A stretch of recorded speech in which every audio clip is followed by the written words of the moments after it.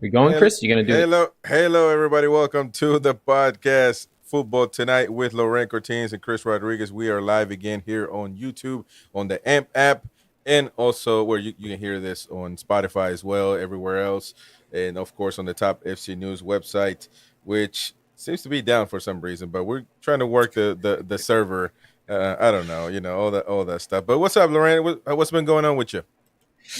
Man, doing well, doing well. We did a lot of TikTok and Instagram stuff. So if you're seeing the reels that are on the channel, they do exist in other places. We'll get them onto the Top Football News channel later today and get those going. I try and do a quick 1 minute recap of the games, and then on my own podcast that's on our feed. If you find this, the LC Hot Takes, I'll go into more depth. So I recapped the whole week already, but Chris and I haven't had the chance to chat about it. We did do the live stream, but we're going to go through it again, just like get a little air, breathe it out. We would have done it yesterday, but we have a little bit more time to try and think through what went on, what the sort of takes were, what you guys said in the comments, just around games, and how people keep telling me I don't know what I'm talking about. But that's fine. They can say whatever they want. They tell me the same thing, man. Today they bashed me because I didn't know that Arsenal had won Premier League titles in the late 90s. Sorry, it's been 20 years. I was only 4 years old or 6 or whatever, whatever. But So they had the two titles. They had one in Wenger's second year, and then they had another one, and then there's the Invincible. But after the Invincibles, they never won the title again. Wenger did all his winning in the first 6 years, and then did nothing for 9 years. Which my point is never to say that Arsenal is not a big club. My point was to say that Newcastle also deserves the respect that I'm not saying that they're bigger than Arsenal or Liverpool, or I'm not saying that, but they're not bigger. That's for sure. No, I'm not saying they're bigger, but they are a club that needs to be respected, and they are a big club. Look at the following. People don't follow colors for no reason. I mean, or else Luton Town would be a big club, and I'm sorry, Lorraine or Brighton would be a big, but they follow Newcastle over 50,000 people every week. You can't tell me that's a small club. You know what I mean? Yeah, I think if I'm honest, and maybe I'm still a little detached, I would say honestly that Newcastle, from an England perspective, are bigger than Manchester City. Manchester City are a very local team to East Manchester, and around the world they're bigger because of the money, because of the Champions League. But in terms of things that happen at a club, I think Newcastle has really benefited from Alan Shearer being on their national television show. So I don't know if you know this, Chris, but the biggest show in England is a Sunday night review show. It's kind of like NFL Countdown with Chris Berman, but it's Match of the Day with Alan Shearer and Gary Lineker, and they basically recap all the games. But because they have the blackout, it's the only way some people can see highlights. Yeah. So Alan Shearer always represents Newcastle. His arguments with Ian Wright, who's the famed from Arsenal, always sort of bring things. And now they have Mika Richards on. So Newcastle has a bigger profile than would be expected because of essentially a Charles Barkley type who's on TV all the time in Alan Shearer. Exactly. Well, but that's not how we're going to start. I'm just, I would just point that out. But of course, people were killing me, and that's okay. They're always going to bash the Americans if we don't know what the hell we're talking about. But it's no problem. Like Laurent said, we watch more football than they probably do, honestly, and that's not because they don't want to, but they just don't. They can't. Yeah. But anyways, Premier League week 2, a lot happened. We got to start with Manchester City and Newcastle, of course. Now we already talked about this really in depth, but in reality, from my perspective, Newcastle just didn't try, and that's my concern. And it's going to be my concern this weekend with Liverpool. I know they're playing at home, and that's a different thing, but still, you still have to get the ball and attack. I think, we're not going to go through the game again. I think, Foden scored the goal. What happened in the game is probably, you guys have all known and seen it. But I think what's interesting is the aftermath of it, more so from the Newcastle perspective. I think the narrative that you correctly pointed out while we were watching the game was, where's the gear? Where's the fight? Where's the belief? And I think that... Go ahead, sorry. Yeah, I think that, Newcastle was missing that. And you were right that they were needed an elevated player. Now, ironically, we had said that and we really felt that way after the Aston Villa game, that Tonali, Joelinton, Guimaraes, we felt like they were there, right? And we were saying, oh, they're there, they're ready. But then when the game came, they went backwards and disappeared a little bit. One of the English supporters in the comments was saying the referee was from Lancashire, which means he didn't play things the right way. I don't get into that. I think it's bullshit, and I think it's weak that people think that the local referee throws games because he's from the same freaking county as the team that's playing in. That's ridiculous. Anyway. Yeah, I don't. Jordy, way, that's crazy. I don't buy that. I don't buy that either. I mean, listen, at the end of the day, like, if I saw they didn't create anything, they had one shot on target. If I saw Newcastle killing Manchester City and you tell me that they gave them a penalty and they won, I would be all about that. You know what I mean? I'll be all about that. But that's not what happened. Obviously, Newcastle couldn't do. Now let's listen to Pep Guardiola and what he had to say about the game, because I really I like listening to Pep, and let's see what he had to say. One of the fans near the dugout. Yeah, he wanted to make a substitution. He asked me to make. He asked me to make a substitution. He was what? He asked me to do substitutions. So one player out and I in, and I tell him which one. I didn't know it, so it was a joke. You were asking him. I thought it looked like you were saying you could come there. Yeah, I come here and do it. Yeah, of course. Did he not fancy it? No, I thought to Rico and KALVIN and Cole to be maybe part of that, but I see the team in that moment. I saw the team still were alive. In that game, sometimes the rhythm is difficult. I know they were tired, but I saw the team still were there. We're fighting every ball, and yeah, the managers will have the option, to make the substitutions, but the manager decided to apply or not. And also, I thought less substitution will be less extra time. So that way. He makes no substitutions whatsoever. I don't care if you pay him to. But unlike Eddie Howe, who actually made substitutions at the end, and maybe it worked a little bit. Those did work, Rick. I thought Callum Wilson had that chance when Rodri made a mistake that Guardiola did a really great job of holding him up, that led to the Harvey Barnes shot, which was their only shot on target. Or a rare mistake, but Guardiola really showed his mettle. Ball got away from Callum Wilson a little bit.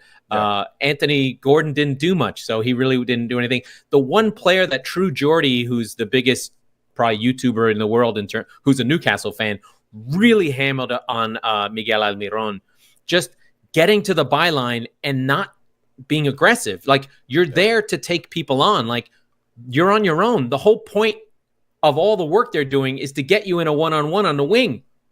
Go do it. Now, if you were afraid of Akanji that you'd lose the ball and you'd get in trouble, or you were waiting for support, fine. But it felt like, in terms of footballing intelligence, he really was critical of Almiron. And he, I think I agree, though. Like, when I think about Newcastle, there are a handful of positions that I think are weak. Almiron's the one position that I think on that left wing, he's not at the level. That's a place where they could find a replacement, in all honesty. Well, maybe so, but at the end of the day, from what the weapons that Newcastle have, and I know it worked last season, but every season is going to be more difficult. You have to follow Newcastle's journey and compare it to what Manchester City's journey was from the get-go. Oh, sure. And City took years. It got difficult and more difficult, and they got a target on their back every year, and people hated them, and people didn't want them to win. And 10 years later, they won it finally, but. You still you have to change that mentality. If they don't change the mentality themselves, obviously nobody else is going to give a damn. So they're not going to, you know what I mean? So they just have to change it. Now let's just listen a little quick to what Eddie Howe had to say about this. I think it's really important. Oh, come on, Eddie. I'm not sure on that. I think they played very well today. I thought we were slightly off our highest levels. Especially in the first half. I thought it was much better in the second half. Yep, agree. In the first half, it was a disappointing start to the game. I really thought we'd fly at them and put them under pressure, but it was sort of the opposite. They controlled the game, and it was a difficult opening period to the match, but much better in the second half. But so you have to give them credit. They're a top team, and that's why they win so much. They're very consistent, and they make it difficult for you. Yeah, and that's why I also don't want to get carried away. I know, and I'm going to keep saying this because obviously right now I do want Newcastle to succeed, but you know, you can't get carried away either. I mean, Guimaraes went on Twitter and called some Newcastle fans fake because, you know, what happened last Don't year. Do that. You shouldn't do that at St. James's Park because I don't know the last time I saw a local player get booed, but they'll boo him. But I mean, Eddie Howe has it. So he eases fans when he tells them this. They just weren't good enough in the first, and against the best team in England. You have to give it to them. Manchester City is the best. I don't care what Arsenal people say. Newcastle is the best team in England. You mean City? Oh, I'm sorry, City. Thanks for correcting me. Well, I mean, Freudian slip. Sure, Newcastle are the best team in the Northeast. Anyway, but I think fundamentally, like I said on my pod, was just I think we're all sort of it feels like we're picking on Newcastle, but I think that this is a good thing. We expected more, right? Exactly. It's a matter of expectation. It was like, don't just be happy to be there. You have the players. Go do it. City were there to be taken. No De Bruyne, disjointed backline, guys missing.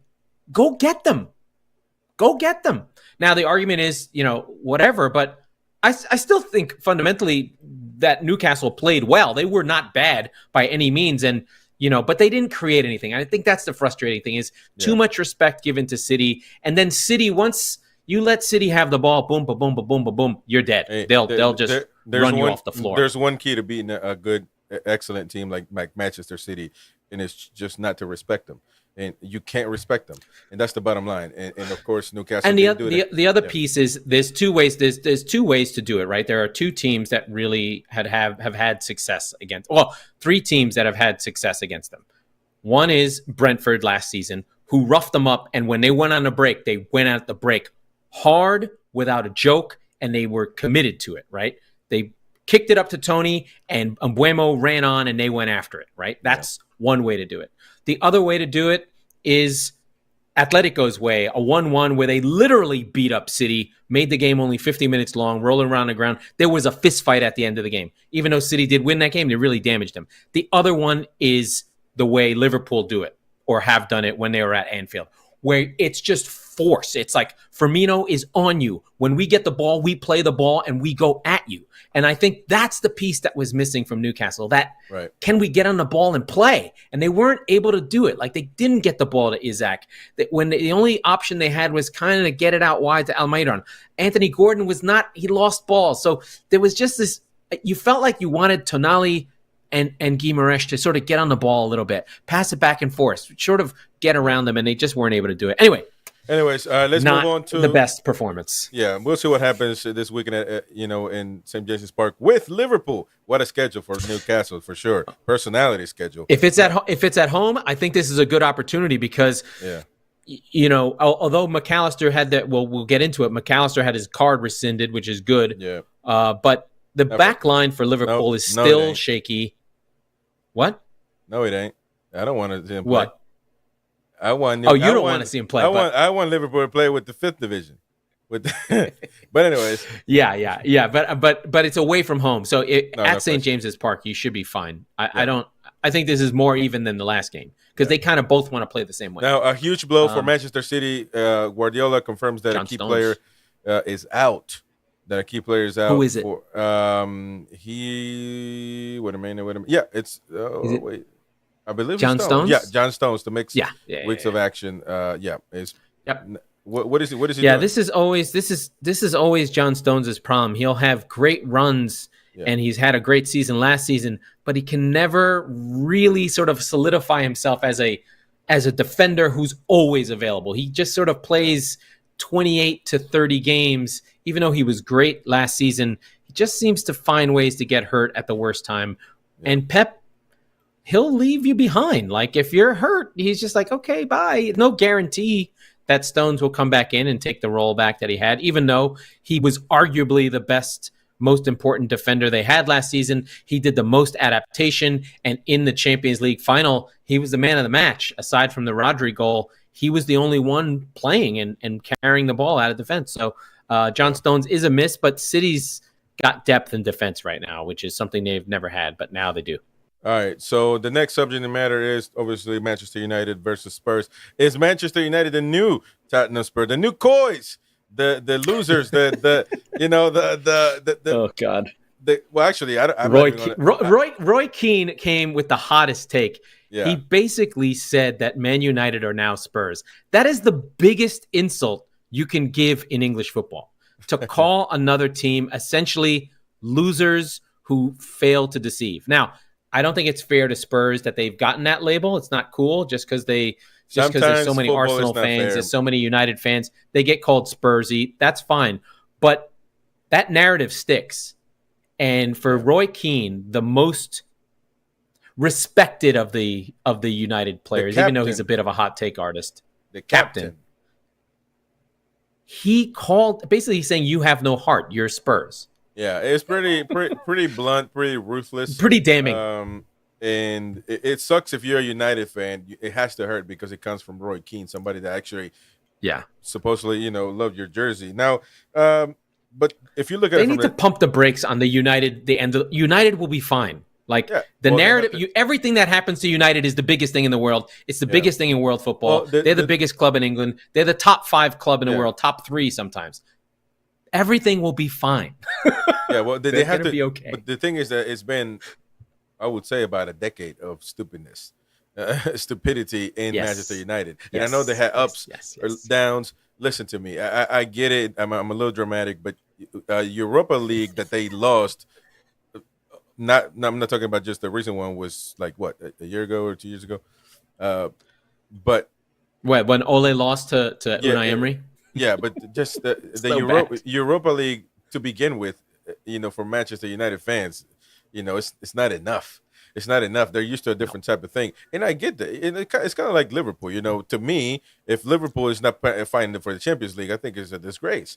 I'm not saying it's the end of the world, but, you have to have your priorities straight. And for so long, they haven't even been competing internationally. And what's the last time they won a Premier League? I mean, 2012. So 13. And 10 years exactly. In Manchester United, along with City, along with all the other clubs, they're big clubs, so they have to fight for the title. Now, only one wins it, but we still have to talk about it. Now, Tottenham, on the other hand, incredible performance. I know you're a Tottenham fan. So good. You're a Tottenham fan I like Postecoglou. No. I mean, former colleague and former friend of the show, Mike Salerno, did my first 250 episodes of the Squeaky Bum Time podcast. So we'll always have Tottenham in our heart a little bit, if not to make fun of them. But I think the thing with Postecoglou, especially when you look at it compared to Spurs, the guy's been there for 3 months and he's completely transformed Spurs. Whereas Ten Hag's been there on a year, and City and United still have the same problems. That would be a big red flag. I know you said United are a normal squad with a normal manager. Yes, I didn't think that way because I thought that Ten Hag had such a great season last year and dealt with a lot of very difficult things, from Ronaldo to Harry Maguire to this Casemiro signing to having ups and downs. But United still play badly. Yeah, I mean, but look, obviously people can't see. We can't show Premier League nothing because they take us down. It send us to 80 years in prison if we put a clip of them. They send us to the nether regions. But we can see it internally, and I'm just going to pause it right here with the lineup. I think it's just crazy. Mount, I told you since the beginning, I don't think he's really that good. I think he should be playing either Spurs, Everton, somewhere like that. Now, Fernandes, he's no captain. What the hell is this? He's no captain. Varane is way past is way past his prime. Lisandro Martinez is no defender for Manchester United. I don't care how many Argentinians lose their mind over this. Shaw is 3,000 years old. Wan-Bissaka is if he can't play. If he was white, I would say he is related to Maguire. And Onana thinks he's Messi, and he's a damn goalkeeper. Rashford he was offered $400,000 or £1,000 a week, and I can't remember the last time he scored a goal. Garnacho thinks he can wear number 7, which he's not wearing now, but he was looking like he wanted to wear it. He wanted to replace Cristiano Ronaldo. And Anthony, I don't even have nothing He's to say a about bum. him. That dude's a bum. Oh my God. Listen, now that you've completely blasted Manchester United, that's okay. I don't agree. I don't necessarily agree with it. I think the issue is that the players they have are being asked to do more than they can do. I think Luke Shaw is a player that can be in a good side. We know about Varane. These are Real Madrid cast-offs, right? Exactly. Casemiro, cast-off. Lisandro Martinez is a good player, but no matter how great Lisandro Martinez is, he'll always be 5'7", no matter what. That's not good enough. That's not good enough. Right, he's too small, especially what City has done, where they just have giants. The whole back line is 6'5". You know what? Not really. Everybody is going. I don't even know if wanting to, but everybody's going woke in the football too. Like, you can't tell this dude, you're a midget. You can't be a defender. Go play somewhere else. Just tell him straight up. I'm tired of seeing this. Like, no, you don't tell him that, because he's going to take us to Manchester United Human Resources and he's going to fucking fire us. I'm tired of listening to this crap, man. And I'm starting to curse. Martial, I was playing in FIFA 18 with this kid. And he's still at Manchester United. And I can keep going and going. And, of course, Ten Hag looks like the porn star dude. And, Oh, God. And I just don't get it, man. You really... Now, I'm going in. To be fair to United, in the first 30 minutes of this game, they could have been up 2 goals. They could have been up 2 goals. It was a handball. No matter what you say, it was a handball. But in the second half, they got annihilated. They deserved to just score, to lose own goals. Like, they should just score like 3 own goals. Varane just score it, Onana, and the game would have been over. How about the twinkle toes around the box with Son and Busuma, and they're just playing in the 18-yard box, just Spurs just fucking around. I was like, oh my God, if they score a goal, my head is gonna explode. Hey, the Spurs were just they looked like they gave me Real Madrid vibes for a second. I mean, they were just. What's this play? What are you showing me here? Oh, I was showing you. You wanted to show Wolves run through Manchester United. Mateus Cunha running through them again. No, I mean, look at Postecoglou looking like a mafia guy. Just breaking United's kneecaps. And listen, we've talked about United enough. I mean, but I guess let's listen to what Ten Hag had to say. About his this was a weak press conference by him, by the way, complaining about the penalty. All right, let's listen to this dude, man. It's about yesterday in the final training, H fell out with a small issue, and so after 1st of September everything can change, but we need players who are totally with their heads in our team. And I wouldn't say the players you just mentioned, they are not, but yeah, it's also obvious. This is about Van den Beek. They have, in this moment, they are looking for Van der Beek. But when they are here, the guy's a bum. They always do their best, and they do every training. Brandon and Donny. So I'm pleased with their performance, and also pleased with their performance. I think in the preseason, especially. Not only especially, but Donny, Brandon, and also some more. They did very good preseason. Anyways, that's what he had to say about why Van den Beek is not playing. I think United media is just trying to play people that's on the bench or not called up, and just to hope that there's something they can do. But it just, I don't see top players for United. You cannot compare these players to what the good old times were. It's just impossible, so the fact that you're gonna mirror that is impossible. You cannot, you know what I'm saying? So at the end of the day, it's just not enough. And I think United are going to be a mid-table team. They might not make the top 4. That's it's going to be tough, especially if they're playing the way they're playing. I think the thing that you see, especially in this game, and especially the way the league is right now, and why we're paying $150 million for holding midfielders, is look at Yves Bissouma. He completely dominated Casemiro. The midfield of Spurs. Yeah. Papa Sarr is and they just outmuscled them. They outran them. They outworked them. They got to every second ball. Once Spurs settled in after half an hour, it was over. And you have to admit, they couldn't do anything. Yeah, I said that Casemiro from the beginning should have been a captain. I understand the English thing, and at this point, I don't even know if he should be a starter. If it wasn't Casemiro, I don't know if he would start. And I know this is over dramatic because it's only been 2 weeks, but it's not been 2 weeks. They're asking, last but they're asking to do too much, right? Like if you're going to play Mount and Fernandes together, they're not defending anything. Casemiro has to defend too. He's dead. And you got to count that Lisandro Martinez is not a defender, in my opinion, or can't really hold. He's actually a number 6. So how can you ask Casemiro to take over? Because he's got to at some point they have to replace each other in that 3 with the 2 center backs. It's hard. And Varane is skinny as a toothpick. That's their big issue. They don't have balance. They haven't figured out how the team is going to work. They clearly look better when Eriksen is in the side, right? Now, just because he's a real midfielder, right? Unlike Mason Mount, who's kind of like the problem for Mason Mount is like, what is he good at? What is his thing? He's not bad at anything, but he's not particularly good at anything either. He runs, he gets where he's supposed to be. He's not a great passer. He's not a great shooter. He's kind of that weird player that like coaches love because you can coach him and he'll do what you ask him to and he'll run and he'll put a shift in. But what is he adding to your team that is world class? Yeah. And I don't think that answer is nothing, unfortunately. Let's listen to Postecoglou. Okay.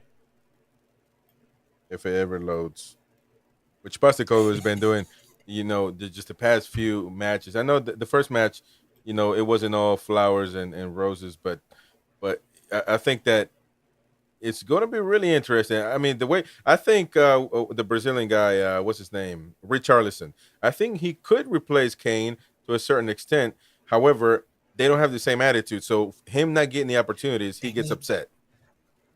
They need Richarlison to score just like 12 to 15 goals. If he can get to 15 goals, Spurs will finish in the top 4. That's how good I think the team can be. Yeah, I do agree with you. I think because Sonny's going to get 10 to 15. Kulishevsky will throw in 10, and Maddison is a hell of a player. They need they can't get any injuries though. The team's thin, especially up front. They can't really lose anyone. And then the player that really could make a difference for them is if Basuma and Betancourt start playing in the midfield together, forget it. They're going to kill. Betancourt was such a great player, really, really class player, but just hasn't performed in the Premier League. He was really good at Juventus. Well, he got hurt. Yeah, and I think he got hurt. He was fine. It's not a coincidence that he got hurt and Spurs declined. Yeah. Well, anyways, I can't get to Postecoglou load up, but he has some good takes. It's okay. Let's move on to the next one. Another important match that was. Oh, by the way, I don't know if this is true, but Romelu Lukaku would. Oh God. They say they could go to Tottenham for a loan deal. I don't know if that'll work. I mean, they do need a striker. I don't know if they need it with Richarlison, but just know that if he goes there, Richarlison is going to be upset. Nobody wants Romelu Lukaku. You can tell that. Doesn't fit a modern striker. You have to build the team around him, and I don't think he is a pressing, working forward that teams want. The other thing is, Spurs fans will not, well, there's a lot of Chelsea rejects that they've gotten in the past, but I just can't see Lukaku fitting in there. Where I think Lukaku should go, and I know he won't do this, is he needs to just either go to like a team that's in the Champions League but in a lower league, like a Marseille, something like that, where he can play, his ego won't and be loved. He wants to be loved. He might be loved at messing Tottenham. things up. He might be loved at Tottenham. Who knows? No, not as a Chelsea player. No way. Let's listen to Postecoglou. I got it to load up. I kind of, you separate yourself from that stuff, because what's more important to me right now is that if we're going to continue to sort of go down this road, is that, I said before the game that we really need an energy, particularly here at home, and it would have been a shame today that, because you could tell the crowd were up for it if we were flat in our performance, and not so much, obviously you want to win, and that sort of gives everyone the joy they need, but I thought the manner in which we played, it's a great starting point. So when the final whistle goes, you kind of, from my perspective, that's fantastic, fertile ground for me to keep going, rather than sort of, like I said, if we had a flat performance today, it would have been hard.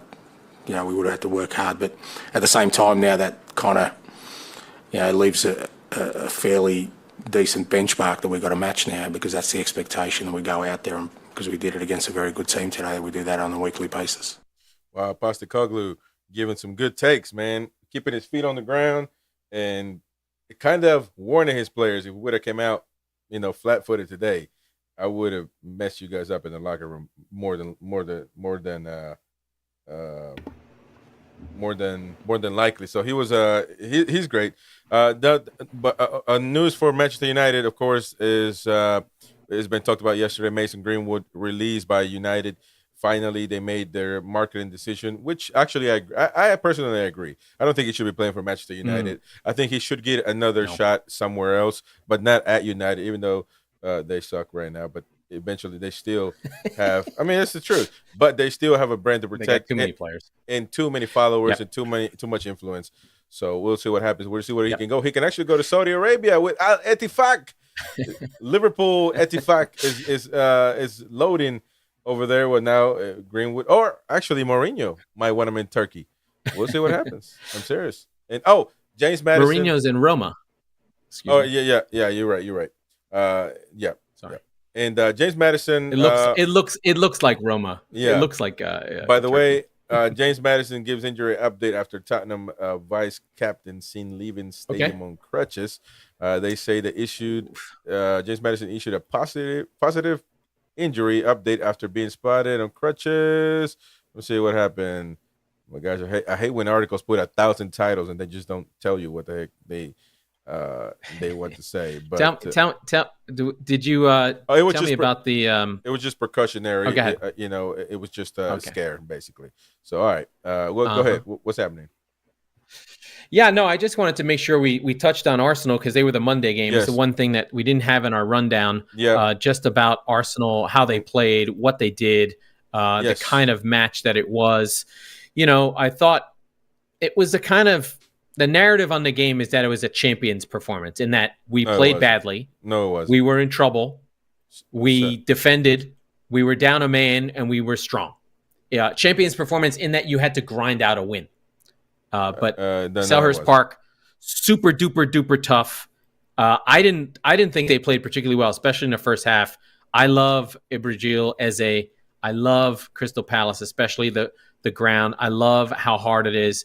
I don't feel like it was a particularly good performance. I feel like Crystal Palace were probably hard done. They probably should have had a penalty on Eze. A draw probably would have been fair, but Arsenal get credit for grinding it out. That's all I can give them. You say no. Go ahead. Stop, Laurent. Stop. I guess you're an Arsenal fan now. You're going to defend Arsenal and Arteta. I'm tired. This is the second time. This is the second time in a row, and I'm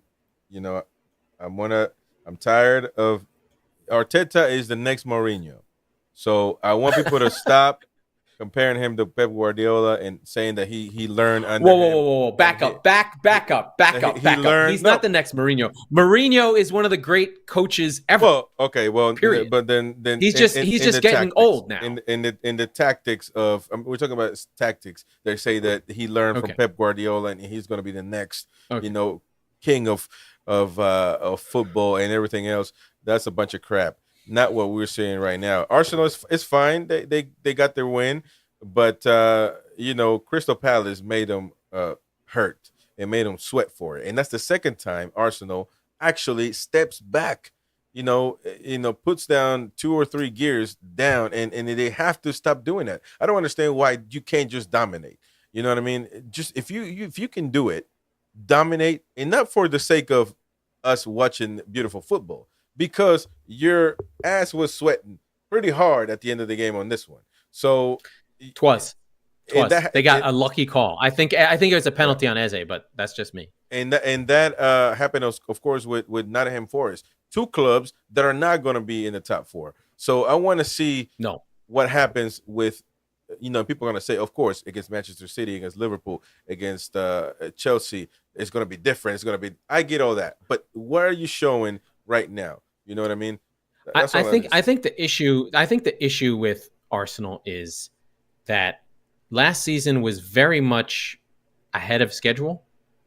Right. They played the same 11 guys almost 80% of all their minutes in the league, and removing Xhaka and putting in Havertz has completely changed how they have to play, because now they have to play Partey at right back. Now they've taken out Gabriel. Now they have to try and incorporate Havertz. It's not whatever that plan is for Havertz. I haven't seen it working yet. It seems the Martinelli, Odegaard, and Nketiah piece, that part is working. But that other side of the midfield, those two players that he's trying to shoehorn in with Rice, so far those three players that are new to new positions, Rice, Havertz, and Partey. Partey was playing in the 6 by himself. Now he's playing as a right back who comes into the midfield standing next to Rice. That piece is not clicked yet, and I think that's what we're seeing. We're seeing an Arsenal that's trying to find its way. They have their 2 wins. They buy themselves time. That's fine. Like I said, we shouldn't panic about United. We shouldn't panic about Arsenal. They get their 2 wins, but it's still not quite working the way it's working. They look more like back half of the season Arsenal than front half of the season. I will give them this. William Saliba is a class defender. He's right there now. He's feeling that Van Dijk early Liverpool feeling where nothing gets past him. He controls all the defensive actions, and without him, they're dead. Yeah. So give a shout out to Saliba. No, Maya was on the bench. Ramsdale made some really good and important saves. Like you said, Palace was not fucking around in this game. So that was good. But Arsenal are fine. A lot of these early games are like, everything's are fine. I would be worried if they lost the games. No. But hey, we don't know. Listen, that's the result. That's what that's the fact, I guess you can say. But we have to analyze the game. And I don't know if they would have. Crystal Palace could have tied the game. Nottingham Forest, they could have tied that game. We don't know what would have happened. So my thing, it's just I don't want to be. I am over dramatic, but I don't want to be over dramatic. But I understand that's it's only 2. I think Arsenal is going to be fine. That's not the problem. The problem is later on. What happened last year? They need to be more than fine. They have to be dogs. I want to see dogs. And we don't have many Arsenal fans in our chat, but we need to get some because here's the thing. They're always worried. They're always worried. And they have their own channel. They can go to Arsenal Fan TV. And they can watch all that shit all day. Don Robbie, respect. Yeah, and I think Simon Jordan said it. I'm tired of Arsenal fans. They have every fan has their own YouTube channel. And they think they have a. They've got the biggest one, man. They're the They're the dons of it. But they are a loud fan base who does. They're probably they're the 3rd biggest club in England, Arsenal, and can push sometimes to be the second when things are going right. Terrific penalty. Odegaard is a class player, of course.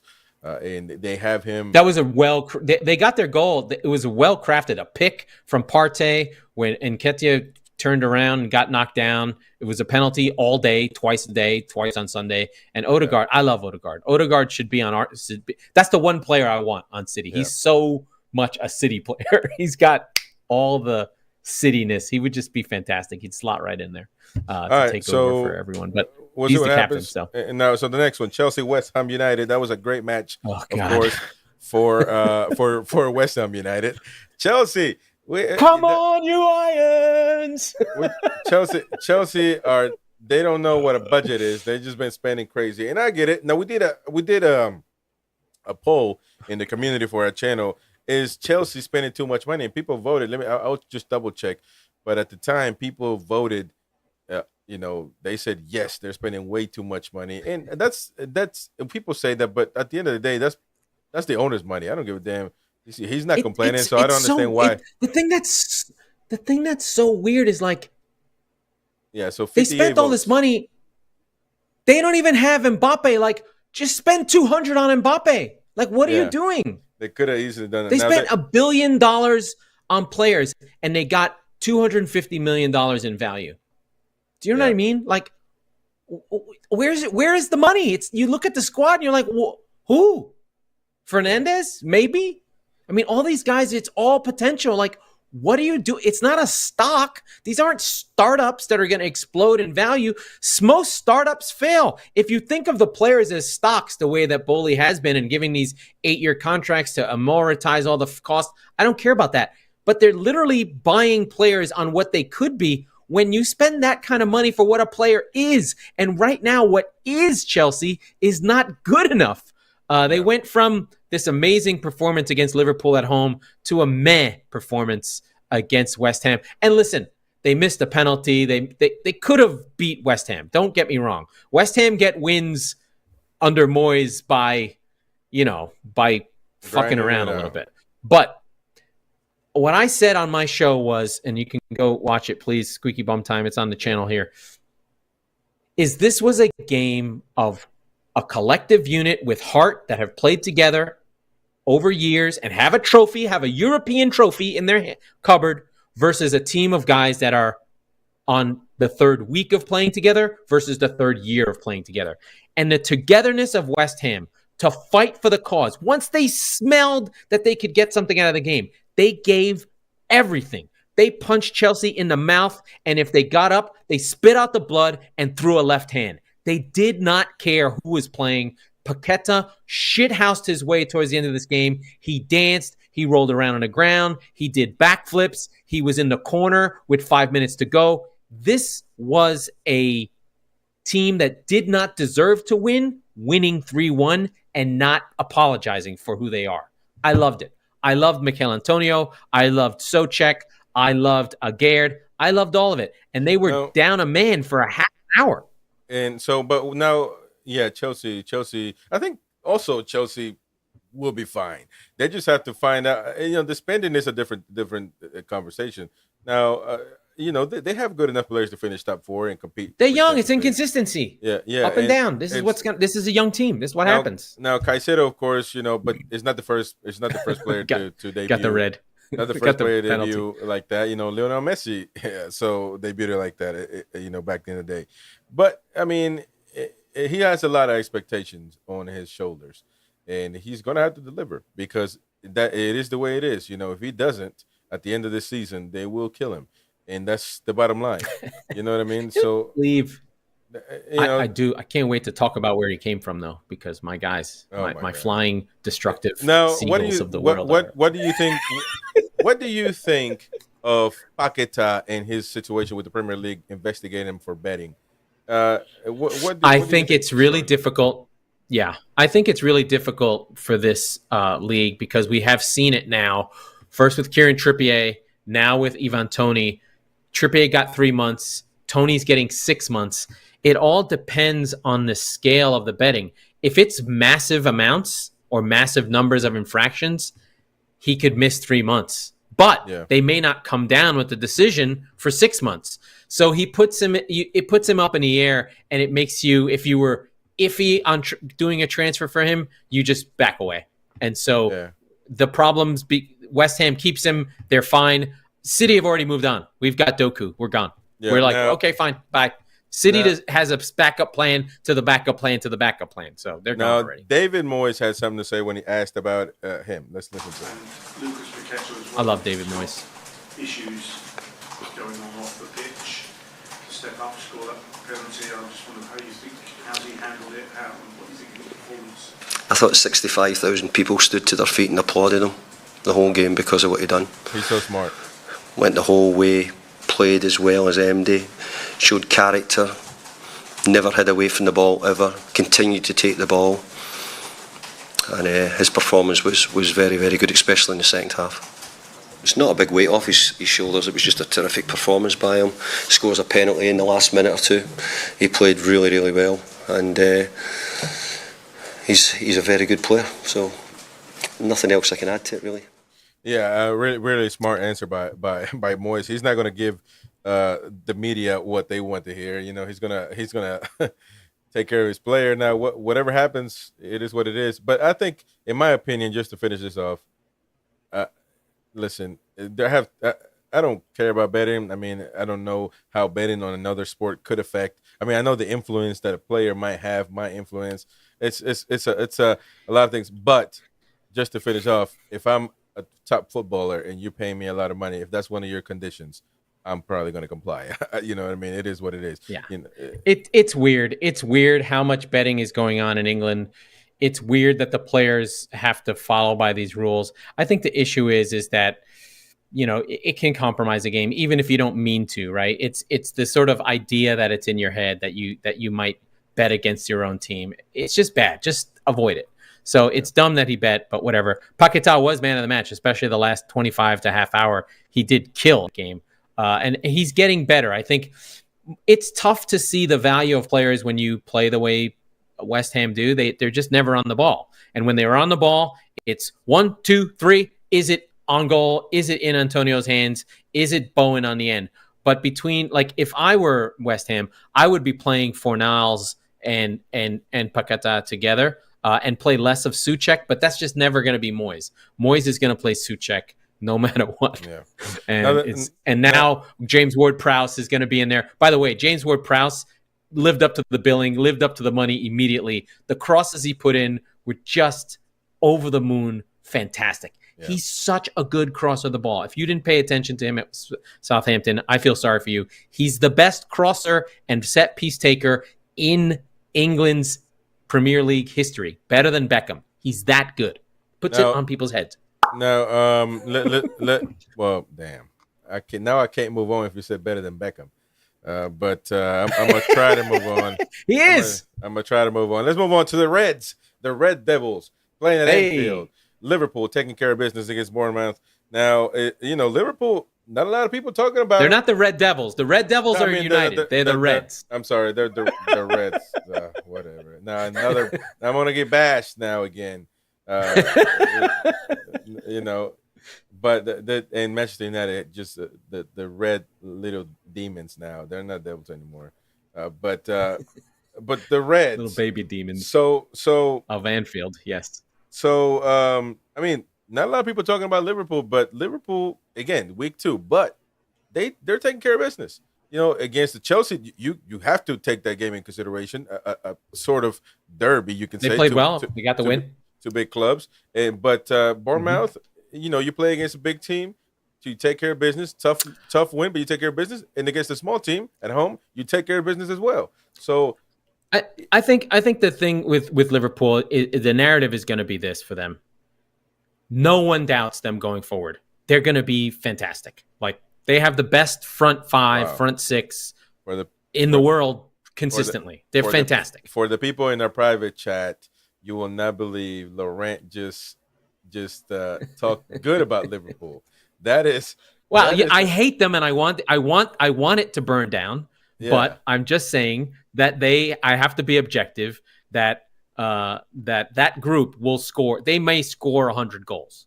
Let's just put that clear. Now BJ especially from in all competitions.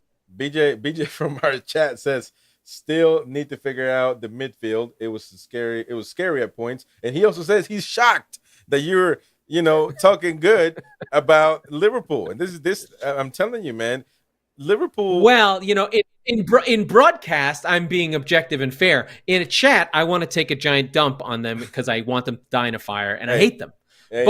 As there are people that are Liverpool fans who may show up on this show that are not in my chat of 6 people in our WhatsApp group, please feel free to join. You will get a different version of me that is on the air. But let me tell you, though, Liverpool, now, Luis Diaz, a terrific, he's scoring a goal out of nowhere every time. But Liverpool, they have been really bashed by people for other players not choosing them, which has nothing to do with with them. But I mean, I know they would like to have Caicedo. I said that he's the missing piece, and other players as well. I think Lavia, but I mean, again, 2 weeks. But Liverpool, I don't know that they're just dying and killing themselves over this. If they don't want to choose us, they don't choose us. It is what it is. However, you look at the players that they have. Looking at a striker like Luis Diaz, who in the highlights we see that he's playing at a 9 in certain positions, even though he grew up playing a winger. And then this kid also he's fantastic. I love him. Szoboszlai, He's great, showing leadership fantastic, and showing good plays. Mo Salah, and showing diving, very good diving. By fantastic diving. Right there, we see him do a little swimming lessons. But for him, now the yellow card was unjustified. It was turned over by it was the red. Yeah, the red card. I'm sorry. They gave it was never a straight red. Made that game much harder for Liverpool than they deserved. But yeah, exactly. So. I still think that they have the same problems, right? Like the Trent Alexander-Arnold problem is still there, and that problem is this: he cannot play with his back to goal. He cannot defend out on the wing. He is a liability. It all worked before because everyone ran for him and had that extra yard to defend for him. Van Dijk can no longer do it, and that's where the weakness is. Alisson has been a little bit flaky. I expect him to be fine, but I think the big issue for Liverpool is Van Dijk is now simply a great defender instead of an otherworldly defender. And we can thank Jordan Pickford for that. He ruined his knee, but that's really their issue.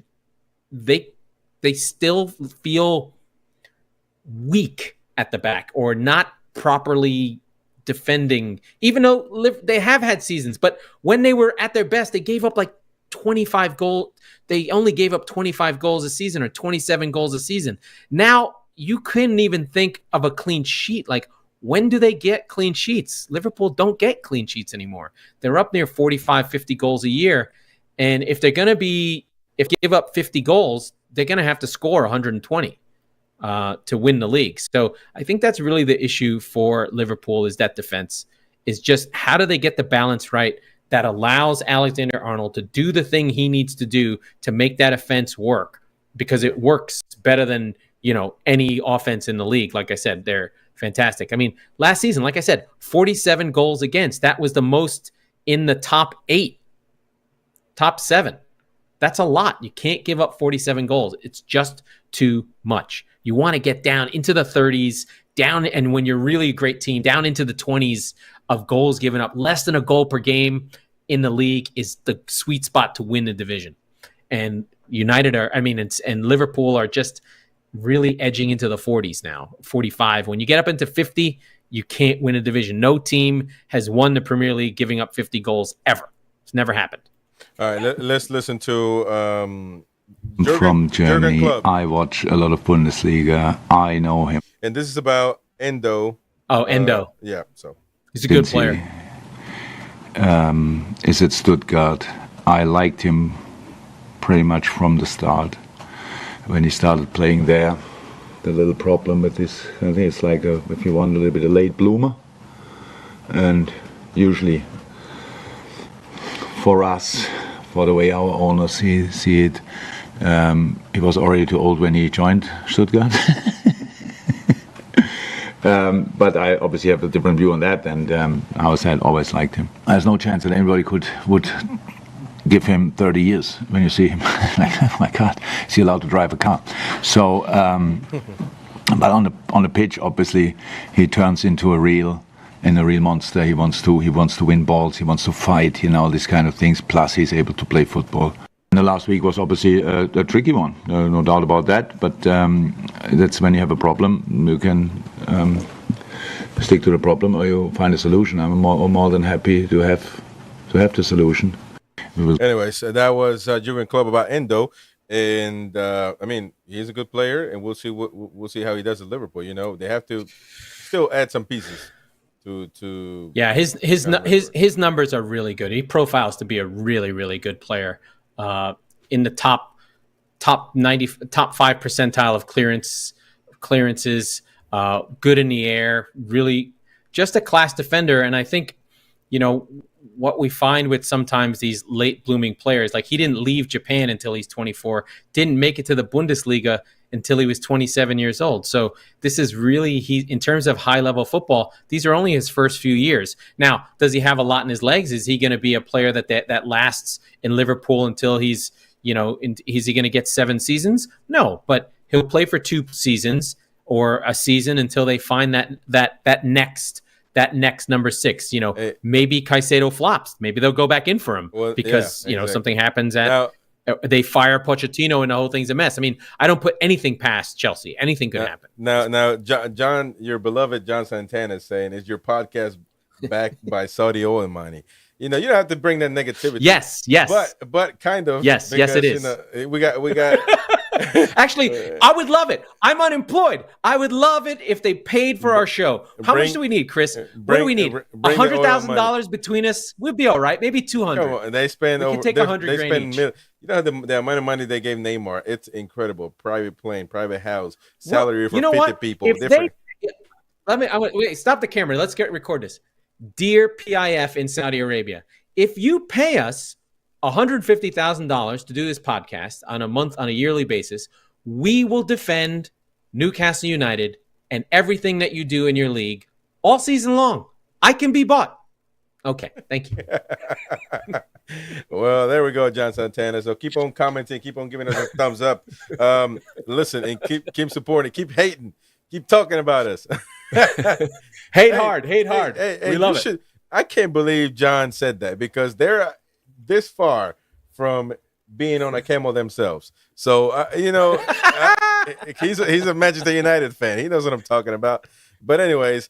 Qatar. They're starting to sign, do their final due diligence on the Qataris buying Manchester United for $6 billion. And I don't want to hear about BJ or any Liverpool fan either. Full also. They're owned by LeBron James, somebody that doesn't know nothing about football. So I don't want to hear about them. Anyways, by the way, Liverpool. Well, I think the funny thing is with the ownership stuff, and I don't want to go too far into it. It's bad to be someone who made their money on commodities of things that we actually all use, like oil, versus being owned by a hedge fund guy who literally does nothing but take money and manipulate people, destroy businesses, and manipulate money like a hedge fund asshole John Henry who owns Liverpool. But, that's fine. He doesn't do anything. All he does is manipulate money and steal it from poor working class Americans. But let's be mean to the oil people who actually get something out of the ground that we all need. I'm just saying. By the way, Liverpool is showing interest and Bayern Munich as well in Manchester City's Calvin Phillips. So keep an eye on that. Please take him. We're done. He's done. We're done. Take him. This is one thing I agree with y'all people in the chat. Laurent, if the player doesn't play in the starting lineup, he hates him. He is in love with Guardiola, that everything he does is perfect. And just because he doesn't put Calvin, now he's a freaking bad player. In Liverpool, he's bad, dude. Trust me. He made them. You know what? He was a Leeds guy in and out. He thought that he wanted to leave Leeds. He left Leeds and let them go down without him being on the team. And now Guardiola called him fat, and he can't handle it because he fat shamed him, and he couldn't handle it because he's a millennial. Gen X, Z, whatever. By the way, today Manchester United confirmed he needs to go hang out with Lizzo, and everything will be fine. Oh, hey, Lizzo, fat body shaming her employees. I'm like, wait a minute. Now that took a different turn. But Manchester United confirms Mason Mount injury and a return date. The return date doesn't matter. What matters is the Mason Mount. Now they spent about 60 million pounds on 65. And he was supposed to be Paul Scholes. So what do we do now, John Santana? I mean, he's doomed. I mean that's crazy, but I mean it is what it is. I guess he could still come back for the end of the season. I'm just scrolling through some news. Oh, by the way, Mbappé. Verratti. What's going on? Is United going to get Verratti? Yeah, I don't know. I hope he goes to United. We talked to. Oh, you must not think he's a good player then. But he's old and washed up. Perfect. I'm on fire today, man. By the way, BJ says Laurent knows I hate FSG, but that's FSG. Because, yes. Oh yeah, FSG, but because I'm a Yankee fan. And Calvin who? Fenway Sports Group that own United. Anyway, City. Liverpool. Excuse me. We do. By the way, this show's going long, and I want to make sure that we give a big, massive shout out to my predicted champion, the Femenini de España, The women of Spain, World Cup champions. I wanted to touch that because this is important for us to touch on. Rubiales grabbing and kissing, what's her name? I forgot her name. No, the other one. No, I forgot her name. But regardless Hermosa, yeah. So what are your thoughts on that, man, as we're finishing this podcast? I mean, it's not a good look. It's not a good look. It's terrible. You shouldn't kiss any woman who doesn't want to kiss you, and listen, especially if you're a guy in that context of that FA who have backed this manager who all the players hate. So it's not just the kissing. If it was just the kissing, then I'd be a little bit more leeway. Like, he's in the moment. If it were men, he would kiss them on the mouth, right? Like, that's the thing. I'm not sure. I'd need like footage of when Spain won the World Cup. And did they kiss the men? Because my inclination is to say that they probably just kissing everyone. But if it's a woman and you have all this context of they're fighting with the FA, nobody likes the coach, there's lots of sexism in Spanish football culture, and they've been fighting about money and all this stuff. Don't kiss the women on the mouth. Period. I think it was just uncalled for. And to be honest, his apology was even worse. Is basically all he needed to say is that he is apologizing because they told him to. That's crazy. Is that what he said? Oh my gosh. The music came on. What? No, but that's the amp. That's the amp app throwing music. But the Saudis are sabotaging, But they're after us. I'm gonna get chopped up. But to be honest, I think something needs to be done. He was also grabbing his crotch. You have to behave better, man. Fans are fans. That's what fans are on the stands for. But you're a boss. Might have been drunk, and he was right next to the damn queen of Spain. Doing that in front of his her teenage daughter. I know. It's just out of context. And, it's bad. It's bad, and we're still gonna have to fight through a lot of these things with women's soccer, but I want to make sure that we cover the game itself and say that the Spanish women were the best team the whole tournament. They played better. They had only the one game against Japan where they got hit on a break and they were clinical, and it made Spain look really bad. But Japan were fantastic on that day. Otherwise, every single game, Spain were the best team by far. And that seriously, just Spain took it. Only the second club aside from Germany to win both men and women. That's a big accomplishment, man. And I feel for England. I wanted them to win it, but they just didn't play up to par. They didn't play. They were not good enough. They don't have the talent in the midfield. They only have one midfielder who could play with those women. One thing that's interesting, and you can think about it from a U.S. men's national team perspective and development perspective. In general, I know John, I know Manny were big in the development of their youth sports for their kids, and they talk about it all the time. So a lot of guys in our chat group are dads who have boys or daughters in developmental soccer.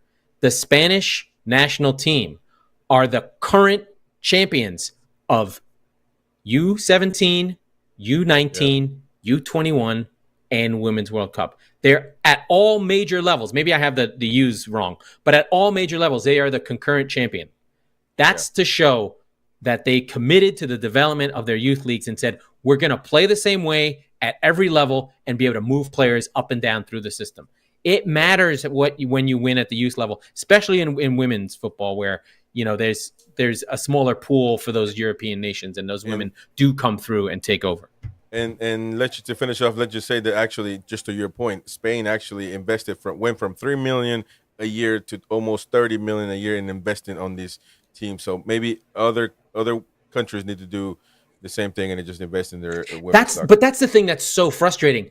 It doesn't take that much. They have the money. It takes. But think about it. But think about clubs. It takes the fee for one bad midfielder on a relegation team in the Premier League to completely transform women's football in your country. Yeah, that is true. It doesn't take anything. Instead, these guys steal and complain and don't buy uniforms for women. You had the Colombian team wearing hand-me-down men's shirts. I mean, just fund it at that level. How they perform, I don't care. But just make it work because it costs nothing and it's worth it. Just gotta believe in it. Just gotta believe in it. But just to finish, Alexis Sanchez might return to Inter Milan, not Inter Miami. And so, Inter Miami would be amazing. I'll be another Barca player. Oh God, that'd be so good. 2012, respect. Yeah. Anyways, that's it for this episode. It was a little bit long, but we had to get it done. And thank you to everybody from the chat joining. Of course, Laurent for being here. Thank you so much. Don't forget to subscribe. Hit the bell for notification. Follow. We forgot to tell people the whole time. We need a graphic that says subscribe it's right there. in the middle of the show all the time. It's right there. And, you can listen live on the AMP app, or you can actually call in through that as well, or just let us know on the chat on YouTube. Oh, there it is, right over my big mouth. We'll give you we'll give you a link so you can join in and have your say, or you can listen to these on demand, either on Spotify, wherever you get your podcast. So thank you so much again. We'll see you guys next time. See you, Laurent. Adios.